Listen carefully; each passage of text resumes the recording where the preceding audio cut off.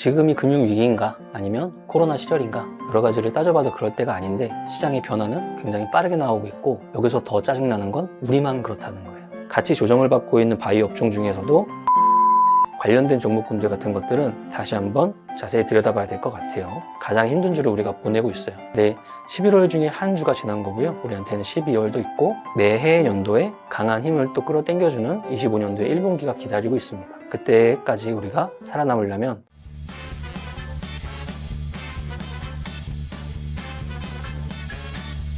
몽강님! 안녕하지 못합니다. 몽강님 왜 안녕하지 못하세요? 나름대로 훈련을 통해서 심리 상태나 기준 여러 가지가 설정이 된 상태거든요. 저 같은 경우에. 그런데도 건들고 있어요, 시장이 거기를. 어느 정도 기준이나 리밋 이런 것들이 각각의 사람들이 다 다를 거예요. 다를 텐데 제가 아무래도 오랫동안 사고 오랫동안 팔고 이런 매매를 위주로 하는 사람이라면 그 기준이 조금 단기 매매나 이런 걸 많이 하시는 분들보다 좀 여유로운 편인데 그런 마음의 제 기준이나 심리를 건든다는 거는 시장이 굉장히 빠르게 돌아가고 있다는 거예요. 지수 상태는 그래프를 보면서 우리 한번 설명을 하면 될 것 같고요. 지금과 같은 시장, 지금이 금융위기인가 아니면 코로나 시절인가 여러 가지를 따져봐도 그럴 때가 아닌데 시장의 변화는 굉장히 빠르게 나오고 있고 여기서 더 짜증나는 건 우리만 그렇다는 거예요. 거기서 조금 시장이 힘들어하고 있습니다.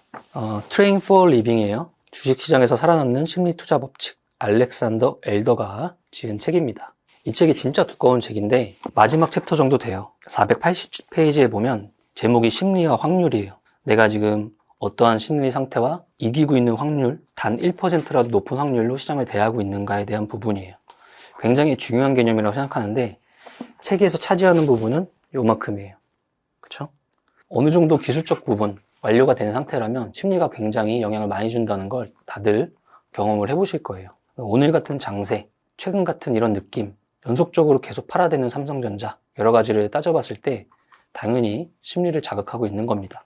근데 앞으로 우리가 오랫동안 주식이든 어떠한 특정한 가상화폐든 매매를 한다면 여전히 이런 문제는 아주 일상 다반사로 우리한테 영향을 줄 거예요.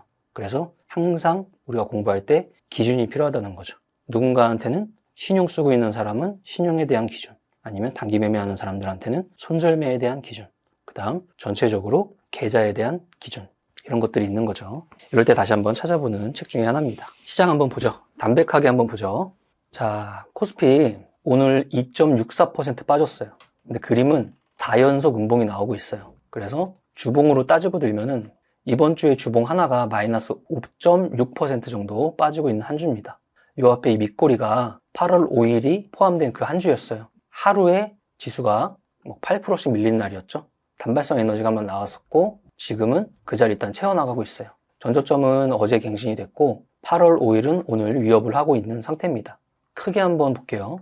보세요. 여기에 저점과 중간, 여기 저점, 여기 저점 최대한 어느 정도 이어붙이는 선을 한번 그어볼게요. 공통적으로 지나가는 자리 정도 이렇게 해보면 현재 가격 정도가 딱 그 지점에 지금 맞닿아 있어요. 그렇다는 건 여기서 추가적으로 전저점을 깨거나 이런 흐름이 나왔을 때 이제 굉장한 공포심의 자리가 될 수 있다는 그런 것들이 여기서 나타내주고 있는 거죠. 여기가 밑꼬리가 이제 갱신이 되면 다음 몸통은 여기기 때문에 여기까지 우리가 볼 수 있다고 라는 질문을 던지는 자리입니다. 그래서 현실적으로는 전저점과 밑꼬리 이 정도, 그 다음에 장기 상승 추세선의 하단 이런 데서 지금 맞춰 나가야 되는 거죠. 어딘가에서 돌아 나갈 거냐. 여기까지 밀린 상태입니다. 자, 삼성전자의 매도가 좀 끊어져야 되고 여러 가지가 중첩이 돼야 되는데 여전히 삼성전자 오늘 4.5% 빠졌어요. 땅땅땅땅 음봉 연속으로 거래량 늘리면서 올라오기 때문에 주가가 빠지면서 거래량이 늘고 있는 전형적인 안 좋은 신호입니다. 오늘 1,400만 주 팔았어요. 시장을 한쪽으로 밀어내고 있어요, 일단은. 그래서 이 당시에 저점을 일단 깨는 그림이 나왔고 주봉으로 봤을 때 지금의 자리는 2020년도 자리까지 밀려있는 상황입니다. 지수를 끌어내리는 가장 큰 요인 중에 하나가 엄청난 매도를 통한 삼성전자의 하락이에요. 여기가 코스피 200 내에서 가장 많은 부분을 차지하는 종목이니까 이거 하나로 시장을 먹살을 잡고 끌어내리고 있는 겁니다. 결론은 문제를 낸 사람이 풀어야죠. 삼성전자가 풀어내야 됩니다. 수급이 틀어지거나 그게 아니면 3전을 제외한 밑에 단에서 나눠서라도 강력한 에너지가 나와서 지수를 끌어당겨야 되는데 오늘 같은 경우는 업종이나 뭐 테마나 별다를 거 없이 다 떨어지는 날이었어요. 코스피가 저 정도였고 코스닥이 오늘 2.94% 빠졌습니다. 전저점 갔죠? 이제 밑골이 채우느냐 마느냐 하는 자리까지 일단 또 왔습니다. 양시장이 굉장히 빠르게 변모를 했어요. 당연히 이런 시장이 펼쳐진다면 국내에서 이런 주식을 팔고 그 돈으로 달러로 바꾸고 그로 인해서 금리가 튀고 하는 현상들이 지금 지속되고 있는 거죠. 1,400원대로 올라간 환율이 그것들을 반증하고 있습니다. 하이닉스 1.5%, 뭐 같이 연봉이 떨어지고 있지만 굉장히 타이트하게 관리가 되고 있는 종목 중에 하나고요. 엔솔 1년선 테스트 다시 들어가는 모습인 것 같아요. 삼바, 바이오 업종도 최근 들어서 강했던 자리에 박스권 하단 정도로 거의 대부분의 종목이 밀고 내려왔습니다. 자동차 이 정도네요.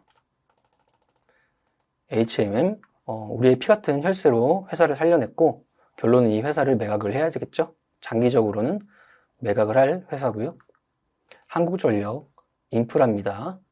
시장에 대한 에너지가 이런 식으로 조금 힘들어질 때 인프라 관련 주식이나 아니면 경기 방어주나 이런 애들이 조금 더 강세를 띠게 마련이죠. 한국전력. 나머지도 1%, 2%대 오른 거라서 딱히 의미가 있지는 않습니다. 고려아연, 유상증자 철회됐습니다. 그리고 하락. 이런 식으로 고점을 제대로 뚫고 올라갔던 바이오 업종도 박스권의 하단 자리로 다시 한번 온 상태. 바이오 업종은 그런 것들을 한번 생각해 봐야 돼요.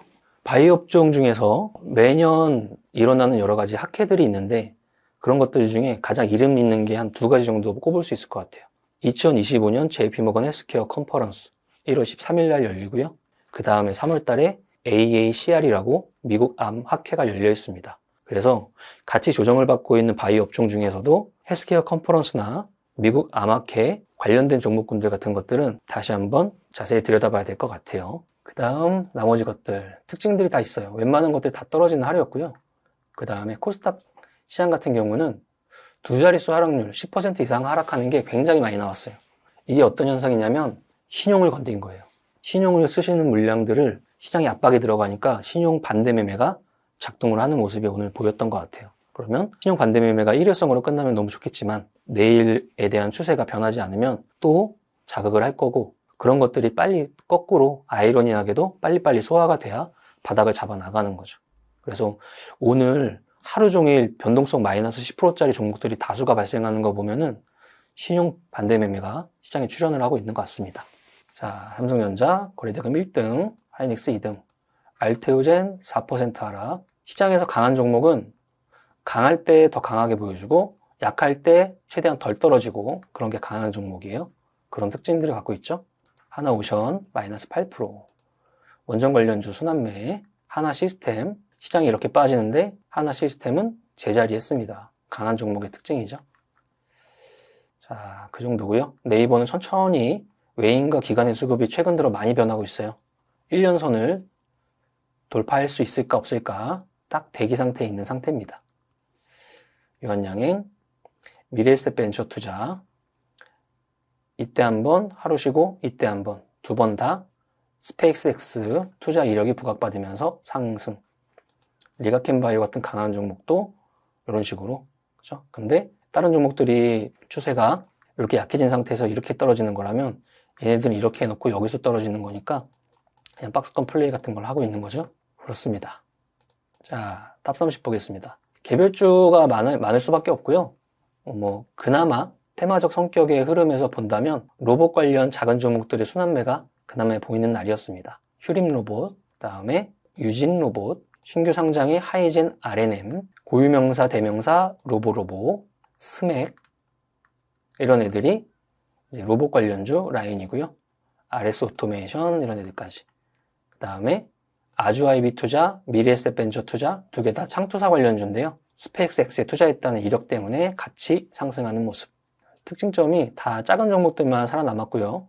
여타의 업종 아니면 강했던 테마주 이런 것들도 금일은 다 빠지는 흐름이었습니다.